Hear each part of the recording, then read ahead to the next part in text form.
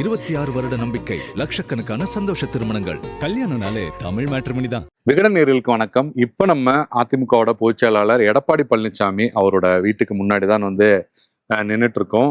2026 சட்டமன்ற தேர்தல் தமிழ்நாட்டில் பல்வேறு மாற்றங்களை உருவாக்கி இருக்கு அப்படிங்கிறத நம்ம பார்க்க முடியுது. இதுவரைக்கும் தமிழ்நாட்டை ஆட்சி செஞ்சுட்டு இருந்த இருபெரும் திராவிட கட்சிகள் இல்லாத ஒரு ஆட்சி, அதாவது 1967க்கு பிறகு தற்போதுதான் ஏற்பட்டிருக்கு அப்படிங்கிற விஷயங்களையும் நம்ம பார்க்க முடியுது. அது மட்டுமல்ல, இந்த தேர்தல் முடிவுகளுக்கு பிறகு தமிழ்நாட்டோட மிகப்பெரிய திராவிட கட்சிகளுள் ஒன்றான கடந்த சட்டசபையில எதிர்க்கட்சியாக இருந்த அதிமுகவுக்குள்ள மிகப்பெரிய பிரளயங்களை உண்டாக்கியிருக்கு அப்படிங்கிறதையும் நம்ம பார்க்க முடியுது.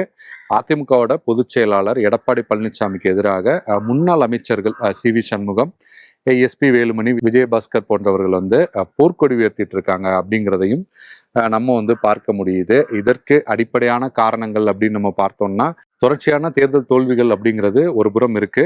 நம்ம எல்லோருக்குமே நல்லா தெரியும். கடந்த சில நாட்களுக்கு முன்பாக வரைக்குமே, அதாவது நேற்று வரைக்குமே கூட தமிழக வெற்றி கழகத்துக்கு அந்த பெரும்பான்மை அப்படிங்கிறது கிடைக்கல. ஆட்சி அமைப்பதற்கான பெரும்பான்மை கிடைக்காத சூழல்ல இருந்தது. அப்போதே இந்த முன்னாள் அமைச்சர்கள் சி.வி. சண்முகம் உள்ளிட்டவர்கள் தமிழக வெற்றி கழகத்தை நம்ம ஆதரிக்கணும், அதிமுக ஆதரிக்கணும் அப்படிங்கிற கோரிக்கையுமே முன் வச்சிருந்தாங்க. ஆனா அதிமுகவோட பொதுச் செயலாளர் எடப்பாடி பழனிசாமி அந்த கோரிக்கை அப்படிங்கிறத ஏற்காத சூழல் தான் இருந்தது. இந்த நிலையில நேற்று இங்க அதிமுக பொதுச் செயலாளர் எடப்பாடி பழனிசாமி அவரோட வீட்டுல நேற்று கூட்டம் அப்படிங்கிறது நடந்தது, எம்எல்ஏக்கள் கூட்டம். அதுல முன்னணி நிர்வாகிகள் எல்லாருமே கலந்துக்கிட்டாங்க. அப்போதே ஒரு கருத்தொற்றுமை அப்படிங்கிறது ஏற்படல. தொடர்ச்சியா சி.வி. சண்முகம் அவரோட அலுவலகத்துல இங்க மொத்தமாக அதிமுகவில் வெற்றி பெற்றிருக்கிற 47 எம்எல்ஏக்கள்ல கிட்டத்தட்ட 36 எம்எல்ஏக்கள் கிட்ட, 36க்கும் அதிகமான எம்எல்ஏக்கள் அங்கே போய் சி.வி. சண்முகம் அவங்க தரப்பை ஆதரவு தெரிவித்த விஷயங்களையும் நம்ம பார்த்தோம். தொடர்ச்சியாக இந்த எம்எல்ஏக்கள் அனைவரும் தமிழ்நாட்டோட அந்த சட்டமன்ற குழு தலைவரா, அதிமுகவோட சட்டமன்ற குழு தலைவரா, ஃப்ளோர் லீடரா எஸ்.பி. வேலுமணியையும் துணைத் தலைவரா சி.வி. சண்முகத்தையும் ஏற்றுக்கொள்வதற்கான அந்த கையொப்பம் அப்படிங்கிறதையும் கொடுத்திருக்காங்க அப்படிங்கிற தகவல்களும் நமக்கு வருது. தொடர்ச்சியா எடப்பாடி பழனிசாமி தரப்புல இருந்து சமாதான பேச்சுவார்த்தை அப்படிங்கிறதுமே நடந்தது.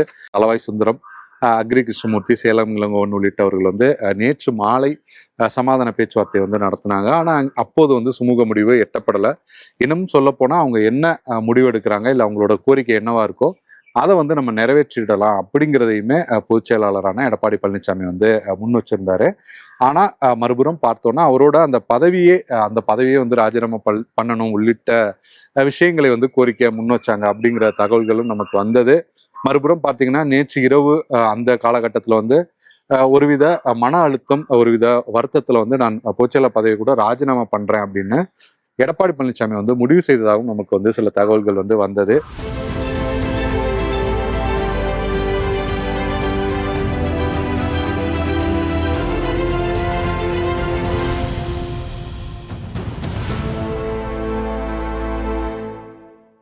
இந்த நிலையில தான் இன்று கிரீன்வே சாலையில இருக்கிற அதிமுக பொதுச் செயலாளர் எடப்பாடி பழனிசாமி இல்லத்துல நடைபெறுவதாக அறிவிக்கப்பட்டது. ஆனா பாத்தீங்கன்னா பெருவாரியான எம்எல்ஏக்கள், பெருவாரியான மாவட்ட செயலாளர்கள் சி.வி. சண்முகம் அவங்க தரப்பை ஆதரிக்கிற விஷயங்களையும் நம்ம பார்க்கிறோம். இங்க ஒரு 20-25 மாவட்ட செயலாளர்கள், ஒரு 13 இந்த அளவுக்கான எம்எல்ஏக்களோட ஆதரவு அப்படிங்கிறது தான் எடப்பாடி பழனிசாமி அவர் தரப்புக்கு இருக்கு.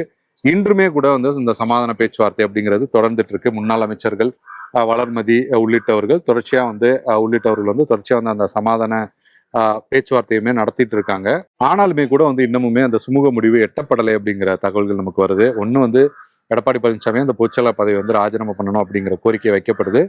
இன்னொரு விஷயம் நம்ம பார்த்தோம்னா, விஜயை ஆதரிப்பதற்கான அந்த முடிவுல சி.வி. சண்முகம், வேலுமணி தரப்பு இருக்காங்க. விஜய் போய் ஆதரவு தெரிவிக்கிறது அப்படிங்கிற முடிவுலையுமே இருக்காங்கன்னு சொல்லப்படுது. ஒருவேளை தற்போது விடுதலை சிறுத்தைகள், கம்யூனிஸ்ட் கட்சிகள் ஆதரவு தெரிவிச்சிருந்தாலுமே கூட அது எப்போது வேண்டுமானாலும் அந்த நிலைப்பாடுகள் மாறலாம்.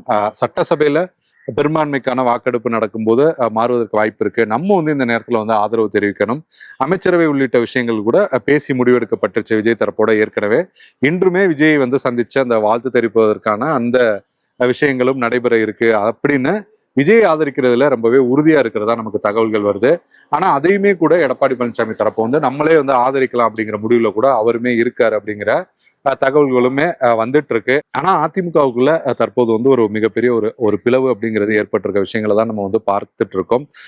இபிஎஸ்ஆ சிவிஎஸ்ஆ அப்படிங்கிற இருதரப்பு அப்படிங்கிறது மிகப்பெரிய மோதல் போக்கு அப்படிங்கிறது போயிட்டே தான் இருக்கு.